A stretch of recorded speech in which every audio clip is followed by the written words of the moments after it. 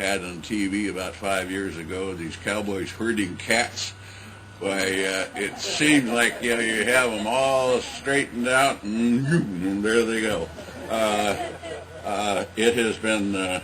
I've actually been associated with the Brawley bypass since the mid 1980s, when I was on the county transportation planning, kind of advanced planning deal that Caltrans had, and guess what? It was still on the drawing boards in 1990 when they reappointed me. So it's been a long hunt, and like I told the fellows from the CTC, that the happiest day, the only day happier than today for Brawley is going to be the day when those trucks roll down this way, and because I don't know, I went to Vaughn's.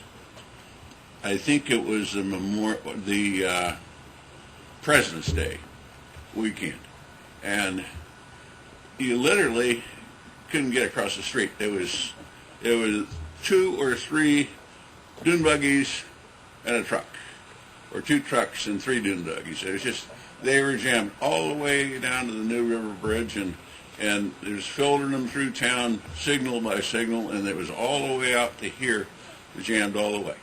And I don't know how many.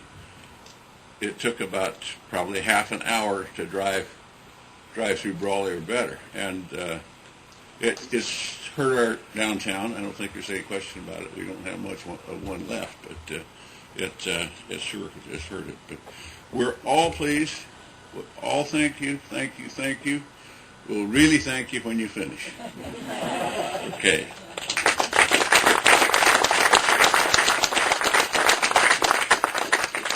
Thank you, John. Our agenda calls for, we had really hoped to have remarks from Congressman Filner, because as Gary mentioned, this is a project that took federal funding, state funding, local funding, just about every piggy bank we could find we broke to cobble together this project and the next one.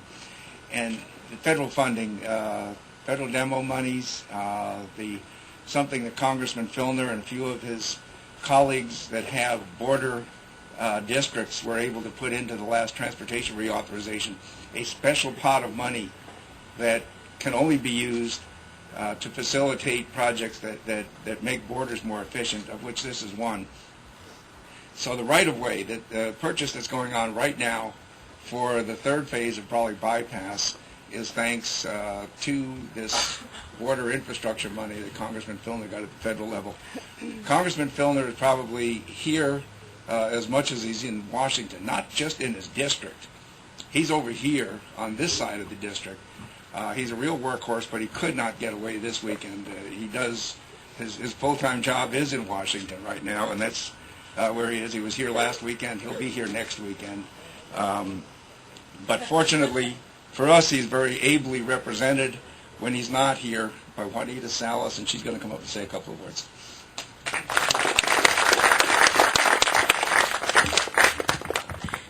As Bob mentioned, the congressman couldn't get away this weekend. He was out in D.C., but all we have to say is about time.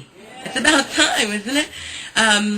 The congressman has been a workhorse, like Bob calls them, for the Valley, but he definitely has seen the priorities. One of the first things that he was told when he was down in Brawley for the first time, when he started representing the Valley, was, we need a bypass. We need this. This is something that it's not only specific to Brawley, it's specific to the whole region. And that's something that he took to Washington, D.C. and made it a priority. Transportation Equity Act, Legacy of Users, is the bill that brought not only a couple $1 million, but almost $35 million to the Valley in transportation funds. It was only, I think, about a year and a half ago where we were standing here doing a check presentation. So that's, that's why I'm here to say it's about time. So we want to thank not only the city of Brawley, but also, he understands it's a collaboration between the city, the county, and the whole region. I want to thank Caltrans and CTC for being here today. And not only do we want to thank all of you who are here celebrating this great day, but we want to thank all those folks who have to cross on a daily basis on Main Street and have to go through the problem of being very careful, and not only with their families and their children, but themselves. So the congressman unfortunately couldn't be here today, but he definitely wanted to carry out a message and thanking all the folks who are making this happen. He works hard in D.C. and he works hard here in the Valley, and we want to say it's about time. It's about time. Thank you.